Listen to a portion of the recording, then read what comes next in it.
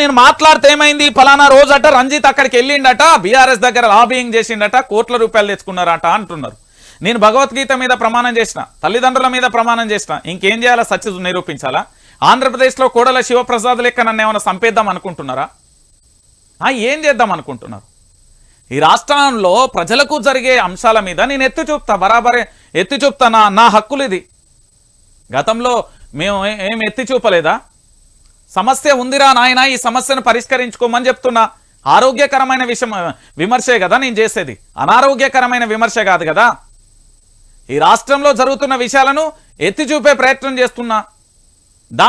ఈ అంశాన్ని రాష్ట్ర ముఖ్యమంత్రి గారు, ప్రస్తుత హోంమంత్రి కూడా ఆయన దగ్గరనే ఉన్నది కాబట్టి ఆయన ఎంబటే స్పందించి అక్కడ జరిగిన వ్యక్తిని సస్పెండ్ చేయడమా, లేకపోతే అటాచ్ చేయడమా, దాని మీద ఒక దర్యాప్తు చేయడమా, ఇవన్నీ ఎందుకు లేవు అని నేను అడుగుతా ఉన్నా. అరే ఇప్పుడు ఇదే పొలిటీషియన్ లీడర్లకు అత్తే వివిఐపి పాస్లు ఇస్తారు కదా, మరి ఒక పోలీస్ కుటుంబానికి సంబంధించి బాధ్యత లేదా? ఇప్పటికే తెలంగాణ ప్రాంతానికి సంబంధించిన ఇదే మన ఎవరు హోంగార్డులు ఏ విధంగా ఉన్నారు, ఎట్లున్నారో కూడా మనం చూసాం. ఇంత ఘోరమైన పరిస్థితి